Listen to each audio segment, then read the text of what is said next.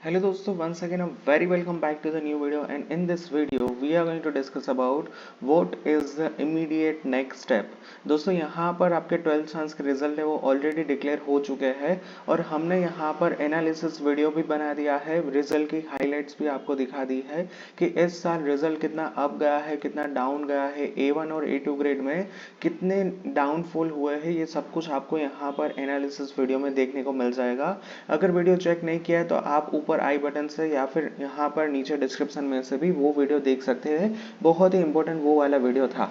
अब यहाँ पर दोस्तों हम बात करने वाले हैं आपके आगे के प्रोसेस क्या रहने वाले हैं, क्योंकि यहाँ पर आपका रिजल्ट है वो ऑलरेडी डिक्लेयर हो चुका है। Now what is the next step. तो यहाँ पर दोस्तों सबसे पहले तो हम बात करते हैं कि now first thing focus on ACPC registration. दोस्तों यहाँ पर एज ऑफ नाउ डेडलाइन क्या देके रखी है, deadline is 20th May which is the last day for your ACPC registration. इसके बाद आप यहाँ पर ACPC के ऊपर रजिस्ट्रेशन नहीं कर पाओगे।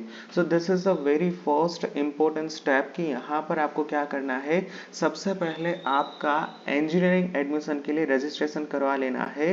रजिस्ट्रेशन करने के बाद ही आप आगे की प्रोसेस के लिए मूव ऑन कर पाओगे, अदरवाइज आप यहाँ पर प्रोसेस के अंदर पार्टिसिपेट नहीं कर पाओगे। This is the very first step which is the registration. Now let's say यहाँ पर आपका रजिस्ट्रेशन हो भी गया है, then what is the next immediate step. Second step is your finding about college. यहाँ पर सबसे इंपॉर्टेंट चीज रहेगी कि कौन सी कॉलेज के अंदर एडमिशन लेना है, कौन सा कोर्स सिलेक्ट करना है, गवर्नमेंट वर्सेस प्राइवेट कॉलेज, यहाँ पर कौन से डिस्ट्रिक्ट में से इंजीनियरिंग करना है। This are the second important point कि यहाँ पर आपको जो है कॉलेज के बारे में रिसर्च करना है कि कौन सी कॉलेज बेस्ट रहेगी, कौन सी कॉलेज के अंदर एडमिशन लेना चाहिए। तो ये सब कुछ आएगा second number of point. Third number of point यहाँ पर मैं क्या कहना चाहूँगा, third is the total cost of engineering of 4 year. यानी कि यहाँ पर कितना आपको खर्चा लगेगा, कितना कॉस्ट लगेगा आपका 4 साल का इंजीनियरिंग खत्म करने में। Let's say in case of Nirma university it's around 8 to 10 lakh। let's say in case of LD College of Engineering it's around 1 or 2 lakh। it depends on the college कि आप कौन से कॉलेज सेलेक्ट कर रहे हो। तो ये आपका हो जाएगा थर्ड नंबर ऑफ पॉइंट।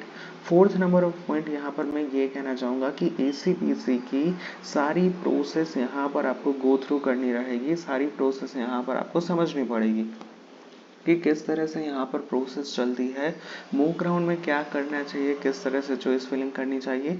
इन सभी के लिए ऑलरेडी गाइडेंस वीडियो ऑलरेडी बना कर मैंने अपलोड कर दिए, तो आप वो भी चेक कर सकते हो।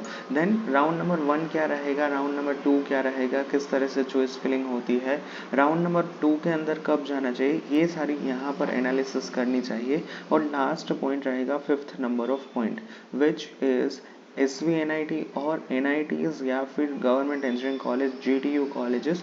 ये एक इम्पोर्टेंट पॉइंट रहेगा। यहाँ पर मैं क्या कहना चाहता हूँ कि आपको IITs NITs सेलेक्ट करनी चाहिए या फिर DAIICT जैसे प्रीमियम इंस्टीट्यूट्स।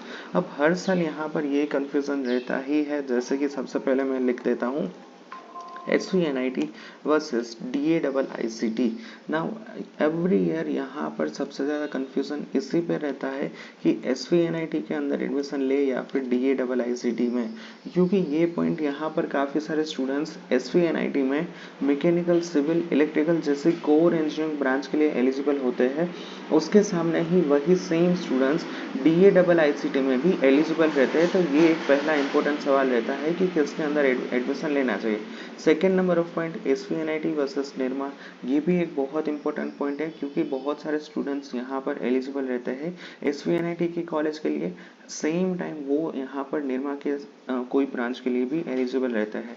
थर्ड पॉइंट यहाँ पर ये रहेगा कि आउटसाइड स्टेट की कोई NIT यानी कि कोई भी, जैसे कि NIT वरंगल हो गया, NIT राउरकेला हो गया, ये this are one of the top NITs, इसके अंदर एडमिशन ले या फिर DAIICT निर्मा जैसे यूनिवर्सिटी में।